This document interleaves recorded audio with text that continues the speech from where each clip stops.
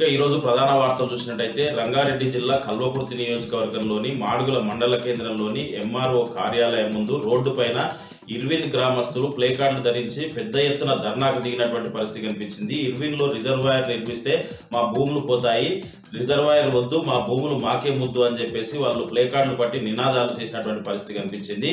ఇర్విన్లో reservoir నిర్మిస్తే అజిలాపూరు, నల్ల చెరువు, ఇర్విన్ గ్రామాలకు సంబంధించినటువంటి వందలాది మంది రైతులవి 1075 ఎకరాల భూములు కోల్పోతున్నామని చెప్పేసి, ఇప్పుడు ఇచ్చే నష్టపరిహారం సరిపోదని చెప్పేసి, ఒకవేళ రిజర్వాయర్ నిర్మించాలి అంటే ఖచ్చితంగా మాకు భూమికి భూమైనా ఇవ్వాలి, లేదంటే ఎకరాకు 50 లక్షల పరిహారమైనా చెల్లించాలని చెప్పేసి కూడా వాళ్ళు డిమాండ్ చేసినటువంటి పరిస్థితి కనిపించింది. ఈ సందర్భంగా వాళ్ళు మాట్లాడుతూ ఎట్టి పరిస్థితుల్లో మా భూములు ఇచ్చే ప్రసక్తి లేదు, భూములు తీసుకోవాలంటే 50 లక్షల పరిహారం ఇవ్వకపోతే మేము పెద్ద ఎత్తున కలెక్టరేట్ కూడా ముట్టడించడానికి వెనుకాడమని చెప్పేసి కూడా తేల్చి చెప్పినటువంటి పరిస్థితి కనిపించింది. అనంతరం వాళ్ళు ఎంఆర్ఓ కార్యాలయంలో ఎంఆర్ఓకు వినతి పత్రం ఇచ్చి ఎట్టి పరిస్థితుల్లో ఉన్నతాధికారుల దృష్టికి, ప్రభుత్వం దృష్టికి మా సమస్యను తీసుకెళ్లాలని చెప్పేసి కూడా విన్నవించినటువంటి పరిస్థితి కనిపించింది. మొత్తంగా చూసినట్టయితే ఈరోజు మాడుగుల మండల కేంద్రంలో పెద్ద ఎత్తున ఇర్విన్ రైతులు ఆందోళనకు దిగినటువంటి పరిస్థితి కనిపించింది.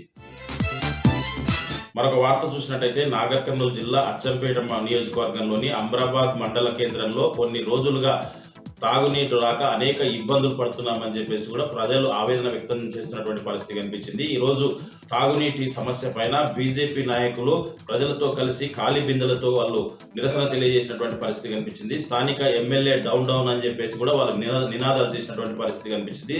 కొంతకాలంగా మిషన్ భాగీరథ నీళ్లు వారం రోజుల పాటు నుంచి రాకపోవడం ఒక ఎత్తు అయితే, ఉన్న బోర్లు ఏవి కూడా పని చేయటం లేదని చెప్పేసి, దీనితో తాగునీటి సమస్య చాలా తీవ్రతరమైందని చెప్పేసి కనీస అవసరాలకు వాడుకోవడానికి కూడా నీళ్లు లేక సుదూర ప్రాంతాల నుంచి కూడా నీళ్లు తెచ్చుకునే పరిస్థితి వచ్చిందని చెప్పేసి, ఇప్పటికైనా స్థానిక ఎమ్మెల్యే స్పందించి తాగునీటి సమస్యను పరిష్కరించాలని చెప్పేసి కూడా వాళ్ళు ఎమ్మెల్యేను సంబంధిత అధికారులను డిమాండ్ చేసినటువంటి పరిస్థితి కనిపించింది. తాగునీటి సమస్య పైన ఎన్నిసార్లు అధికారులకు, మిషన్ భగీరథకు సంబంధించినటువంటి అధికారులకు ఫోన్లు చేసినా పట్టించుకోవడం లేదని చెప్పేసి కూడా వాళ్ళు ఆవేదన వ్యక్తం చేయడంతో పాటు ఎమ్మెల్యే పట్టించుకొని స్థానికంగా ఉండేటువంటి తాగునీటి సమస్యను పరిష్కరించకపోతే పెద్ద ఎత్తున ఆందోళన చేస్తామని చెప్పేసి కూడా వాళ్ళు ప్రభుత్వంతో పాటు ఎమ్మెల్యేను కూడా హెచ్చరించినటువంటి పరిస్థితి కనిపించింది.